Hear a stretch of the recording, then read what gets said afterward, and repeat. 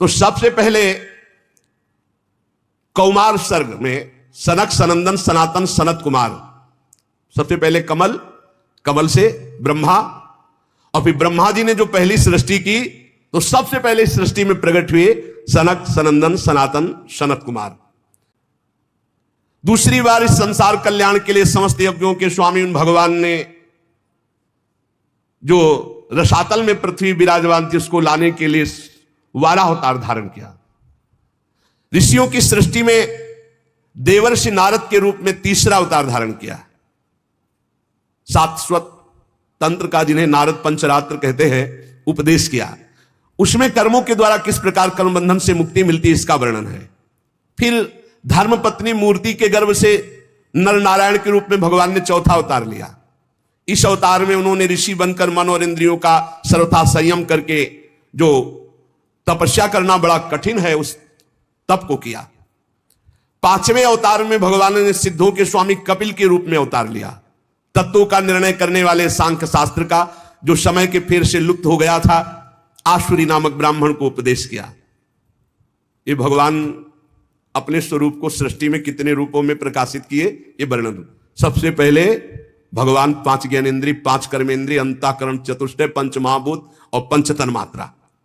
फिर भगवान नाभि कमल, ब्रह्मा जी, फिर सनक सनंदन सनातन सनत कुमार, फिर भगवान वाराह रूप, फिर देवर्षि नारद रूप, फिर नर नारायण रूप, फिर कपिल रूप। अनुसुईया के वर मांगने पर छठे अवतार में अत्रि की संतान दत्तात्रेय के रूप में भगवान प्रकट हुए। इस अवतार में उन्होंने अलर्क और प्रहलाद आदि को ब्रह्म ज्ञान का उपदेश किया। 7वीं में रुचि प्रजापति की आकुति नामक पत्नी से यज्ञ के रूप में भगवान ने अवतार ग्रहण किया और अपने पुत्र याम आदि देवताओं के साथ स्वयं मनवंतर की रक्षा की। राजा नाभ की पत्नी मेरु देवी के गर्भ से ऋषभ भगवान के रूप में अवतार हुआ, जिनके पुत्र भरत जी, जो जड़ भरत जी कहलाए गए। ये 8वां अवतार भगवान का ऋषभ देव के रूप में। इस रूप में परमहंसों का वह मार्ग जो सभी आश्रमियों के लिए वंदनीय है, स्वयं ऋषभ रूप धारण करके दिखाया। करके ऋषियों की प्रार्थना से 9वीं बार वे राजा पृथु के रूप में अवतीर्ण हुए। शौनकादि ऋषियों, इस अवतार में उन्होंने पृथ्वी से समस्त औषधियों का दोहन किया। यह अवतार सबके लिए बड़ा कल्याणकारी हुआ। चाक्षुष मनवंतर के अंत में जब सारी त्रिलोकी समुद्र में डूब रही थी, तब भगवान ने मत्स्यावतार धारण किया, जो 10वां अवतार है। पृथ्वी रूपी नौका पर बैठाकर अगले मनवंतर के अधिपति वैवस्वत मनु की रक्षा की। फिर भगवान ने जिस समय देवता और दैत्य समुद्र मंथन कर रहे थे, उस समय 11वां अवतार धारण किया, कच्छप रूप, जो मंदराचल को अपनी पीठ पे धारण किया। फिर उसी समुद्र मंथन में 12वीं बार धनवंतरी के रूप में अमृत कलश लेकर समुद्र से प्रकट हुए। फिर वही उसी समय 13वीं बार मोहिनी रूप धारण करके दैत्यों को मोहित करके देवताओं को अमृत पान कराया। फिर भगवान ने जो 14वीं बार अवतार लिया, वो बड़ा ही भयंकर रूप था, नरसिंहावतार। अत्यंत बलवान दैत्यराज हिरण्यकश्यप की छाती अपने नखों से फाड़ डाली, जैसे चटाई फाड़ डाली। प्रहलाद जी को सताने के कारण बहुत आवेश में भगवान, बड़ा भयंकर रूप, सब कांप रहे थे एक दहाड़ में, ऐसा नरसिंह रूप। 15वीं बार वामन का रूप धारण करके भगवान दैत्यराज बलि के यज्ञ में गए। अंदर से चाहते थे त्रिलोकी का राज्य, परंतु मांगी उन्होंने केवल 3 पग पृथ्वी।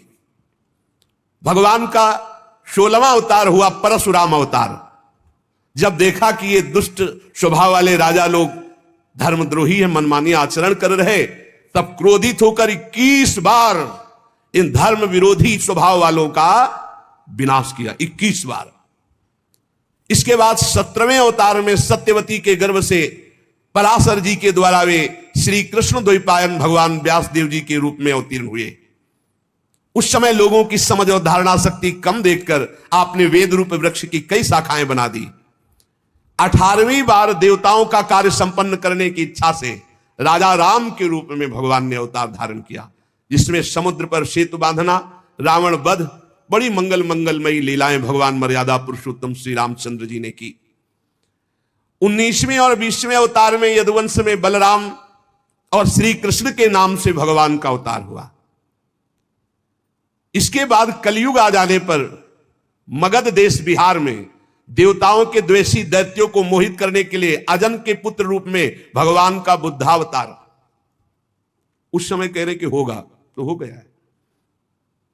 इसके भी बहुत पीछे बाद जब बिल्कुल कलयुग का अंत होना होगा, जब सब लुटेरे हो जाएंगे, कोई किसी का रक्षक नहीं, सब मतवादी आचरण, तो विष्णु यश नामक ब्राह्मण के घर कल्कि के रूप में भगवान अवतीर्ण होंगे। यहां 22 अवतारों की गणना की गई, परंतु भगवान के 24 अवतार प्रसिद्ध हैं। कुछ विद्वान 24 की संख्या यूं पूर्ण करते हैं।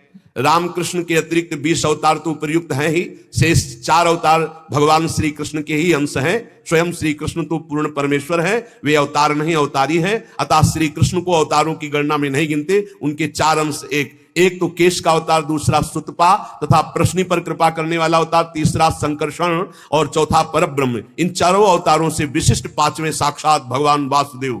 दूसरे विद्वान ऐसा मानते हैं कि 22 अवतार तो प्रयुक्त है, इनके अतिरिक्त